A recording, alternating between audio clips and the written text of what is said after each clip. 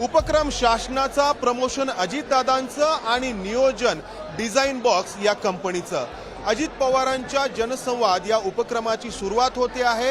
या माध्यमातून आगामी स्थानिक स्वराज्य संस्थांच्या निवडणुकीच्या प्रचाराची एका अर्थाने उपमुख्यमंत्री अजित पवार सुरुवात करतायत।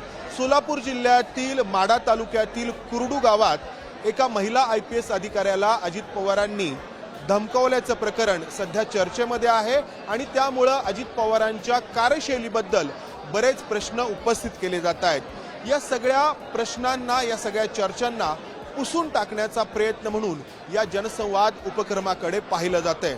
मात्र या उपक्रमासाठी संपूर्ण शासकीय यंत्रणा अजित पवारांसोबत या ठिकाणी राबताना दिसते आहे।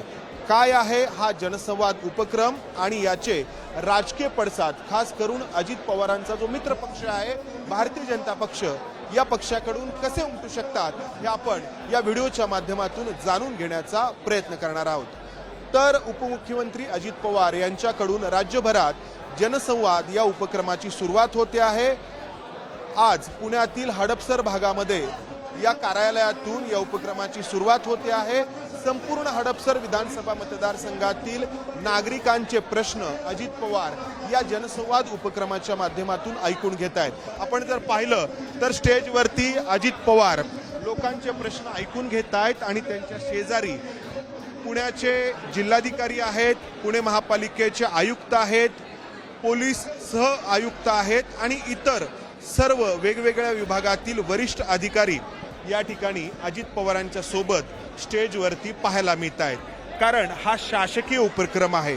मात्र शासकीय उपक्रम जरी असला तरी या उपक्रमाच्या पार्श्वभूमीवरती जे आपल्याला अजित पवारांचं पोस्टर दिसतं आहे ते त्याच पिंक कलरमध्ये आहे, ज्या पिंक कलरचा उपयोग विधानसभा निवडणुकीवेळी अजित पवारांकडून आणि त्यांच्या प्रचार यंत्रणेची धुरा ज्या डिझाइन बॉक्स यंत्रणेकडे आहे, या कंपनीकडे आहे, त्याकडून वापर करण्यात आला होता।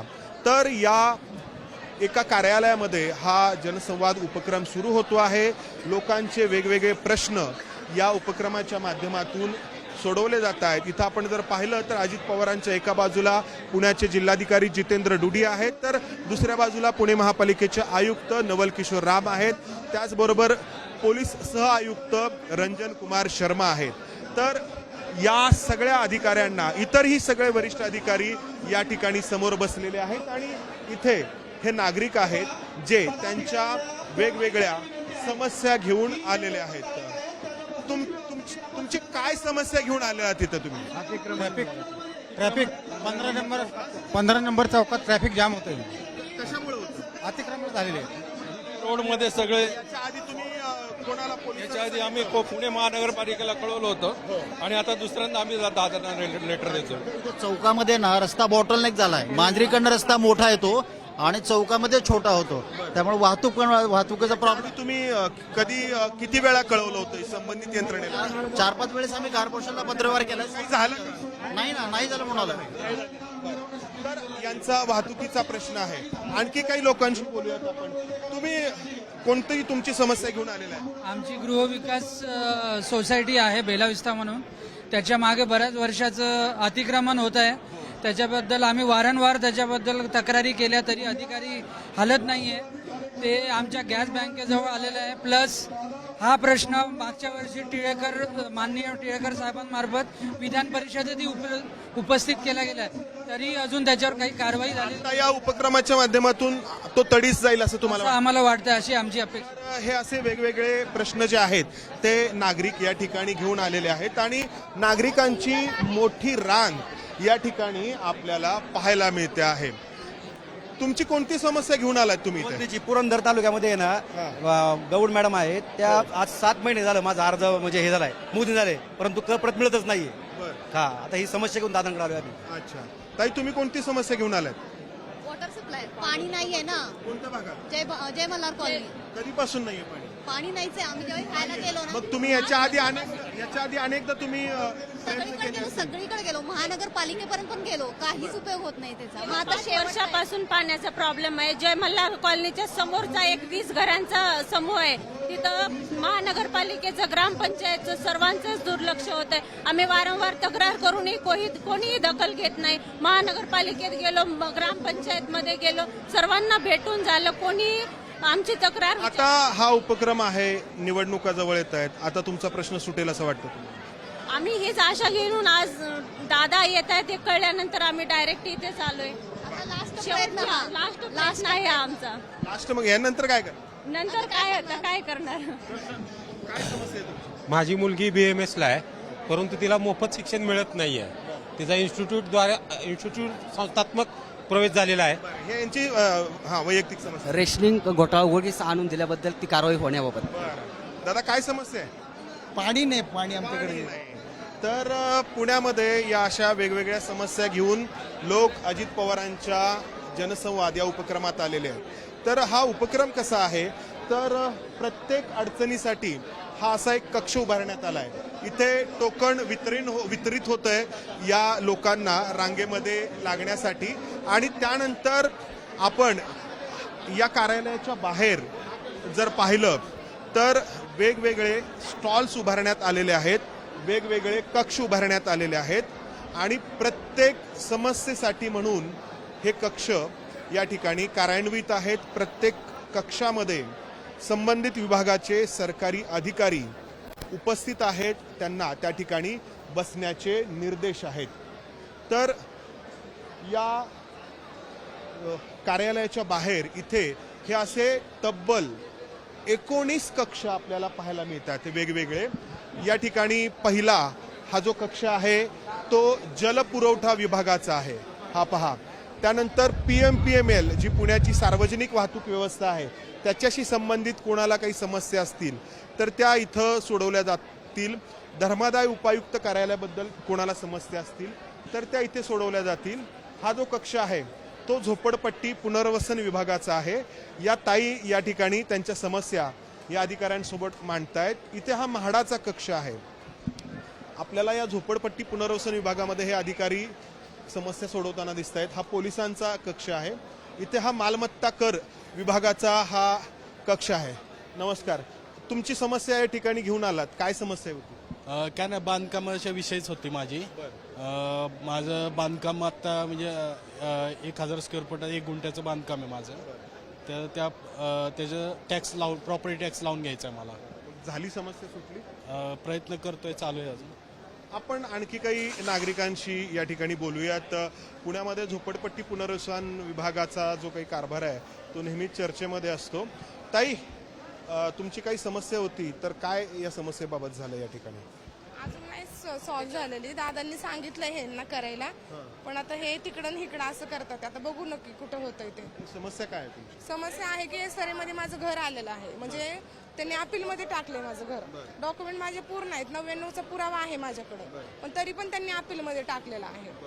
आणि मी 2 मुली घेऊन करून खाते, आणि शिर्के साहेबांच्या इथं माझं म्हणजे ते बिल्डर आहेत, पण त्यांनी आमचं भाडं थकवून ठेवलेलं आहे मध्ये. साहेब चांगले शिर्के साहेब, पण जे खालचे लोक आहेत ते भाडं देत नाहीयेत आम्हाला. किती भाडं थकलंय? म्हणजे बघा ना, आता 2.5 वर्षापासून 7,000च्या हिशोबाने आम्हाला त्यांनी चेक दिलेला होता, एक पहिलाच. घर वाटला नाही ते? एकच वटवला स्टार्टिंगला, घर उठवायच्या टायमाला. तुम्ही दादांना भेटलात? दादांनी सांगितलं डायरेक्ट गुरव साहेबाकडनं करून घ्या म्हणून. मग आता हे म्हणतात की इकडे जावा तिकडे जावा, मग तेच झालंय परत. तर आपण पाहतो आहोत या ठिकाणी हे असे वेगवेगळे कक्ष उभारण्यात आलेले आहेत, आणि हे कक्ष जे आहेत ते लोकांच्या समस्यांचं निराकरण करण्यासाठी म्हणून या ठिकाणी उभारण्यात आलेले आहेत. मात्र या सगळ्या कार्यक्रमावरती अजित पवारांच्या राष्ट्रवादी काँग्रेसची छाप आहे. त्यांचे सगळे पदाधिकारी या ठिकाणी उपस्थित आहेत. अजित पवार त्यांच्या पालकमंत्री पदाचा पुरेपूर उपयोग करून घेताना आपल्याला या ठिकाणी दिसत आहेत. अजित पवारांच्या पक्षाचे स्थानिक आमदार जे आहेत चेतन तुपे ते आपल्यासोबत आहेत. नमस्कार.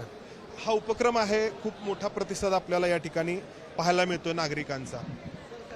हा सामान्य नागरिकांना त्यांचे प्रश्न सोडवण्यासाठी एक हक्काचं व्यासपीठ निर्माण व्हावं यासाठी अजितदादांनी पुढाकार घेतलाय, आणि जनसंवाद हा संपूर्ण महाराष्ट्रामध्ये उपक्रम त्यांनी राबवायचं ठरवलेलं आहे. आज त्याची सुरुवात होतीये. ही सुरुवात पुणे शहरात हडपसरमध्ये होते, माझ्या मतदारसंघात होते. त्याचा मला विशेष आनंद आहे. माझ्या नागरिकांनी तुम्ही बघू शकताय असंख्य नागरिक आलेले आहेत आणि 20 जवळजवळ डिपार्टमेंट आहेत राज्य सरकारचे आणि महानगरपालिकेचे, ज्याच्यामध्ये अतिशय आधुनिक पद्धतीने एक चॅटबॉक्स डिझाईन केलेला आहे.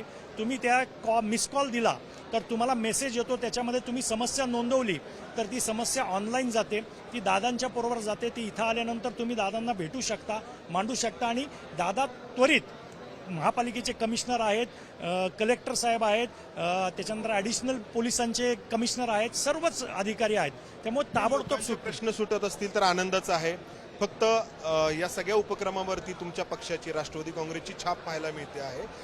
साहजिक आहे, तुम्ही सत्तेमध्ये आहात आणि आगामी स्थानिक स्वराज्य संस्था निवडणुका या नजीक येऊन ठेपलेल्या आहेत, तर त्या दृष्टीने पाहिलं जातं याकडे. नाही, हा उपक्रम महाराष्ट्रामध्येच लागणार आहे आणि कुठलाही राजकीय पक्ष कुठल्याही इलेक्शनसाठी सदैव तत्परच असतो, तयारच असतो. कार्यकर्त्यांची 5 वर्ष तयारीच चालू असते. त्यामुळे इलेक्शनचा आणि याचा अर्थार्थी तसा काही संबंध नाहीये. तुम्ही जर बघितलं तर इथं कुठेही आमच्या पक्षाचं चिन्ह तुम्हाला दिसणार नाही. हा काही पक्षाचा प्रचार प्रसाराचा भाग नाही, शासकीय कार्यक्रम, हा शासकीय कार्यक्रम आहे. उपमुख्यमंत्री त्या ठिकाणी स्वतः उपस्थित आहेत. आमदार म्हणून मी तुमच्या पक्षाचा लोगो नाही, मात्र तुमच्या पक्षाचा जो ओळख असलेला पिंक कलर आहे तो आपल्याला सगळीकडे पाहायला मिळतो आहे. आता एक गोष्ट आहे, देवानी सप्तरंग केलेली आहे दुनिया, त्यातला एक कुठला तरी रंग वापरणार आम्ही दुसरा कुठला वापरला की एक गट म्हणणार हा वापरताय, तो म्हणणार की तो वापरताय. आता मग बिना रंगाचा तर कार्यक्रम करू शकत नाही. त्यामुळे कुठला तरी रंग हवे आहेत. रंगांशिवाय प्रेमाचा आहे, प्रेमाचा आहे. त्यामुळे आम्ही सर्वांची प्रेमानेच वागतो. कारण प्रत्येक कलरवर प्रत्येकाची मोनोपोली झाली आहे आजकाल. त्यामुळे आम्ही हा पिंक कलर हा सगळ्यांचा आहे. बाकीचे जे रंग थोडेसे वादात आहेत, तुम्ही हा निवडलेला आहे. राष्ट्रवादी काँग्रेसच्या माजी नगरसेविका आहेत नंदाताई लोणकर. तर आपण पाहतो आहोत हा सगळा उपक्रम, मोठा प्रतिसाद या उपक्रमाला आपल्याला या ठिकाणी मिळताना दिसतो आहे. लोक त्यांच्या समस्या ज्या वर्षानुवर्ष सुटलेल्या नाहीत ते घेऊन या ठिकाणी आलेले आहेत. अपेक्षा आहे की अजितदादांच्या प्रत्यक्ष सहभागामुळे या समस्या सुटतील. मात्र या सगळ्या उपक्रमावरती शासकीय जरी असला तरी अजित पवारांच्या राष्ट्रवादी काँग्रेसची छाप आहे. पिंक कलर सगळीकडे आपल्याला या सगळ्या कक्षांच्या पार्श्वभूमीवरती, हा जो महसूल विभागाचा जो कक्ष आहे तर हा पिंक कलर आपल्याला या ठिकाणी पाहायला मिळतो आहे. आणि अर्थातच आगामी स्थानिक स्वराज्य संस्था निवडणुकांची तयारी इतर पक्षांकडून देखील होते आहे. खास करून अजित पवारांचा जो मित्र पक्ष आहे भारतीय जनता पक्ष, तो भारतीय जनता पक्ष या उपक्रमाबद्दल काय आणि कशी प्रतिक्रिया व्यक्त करतो याकडे राजकीय वर्तुळाचं लक्ष असणार आहे. कॅमेरामन राजेश बिडकरसह मंदार गोंजारी, एबीपी माझा, पुण्यात. एबीपी माझा, उघडा डोळे बघा नीट.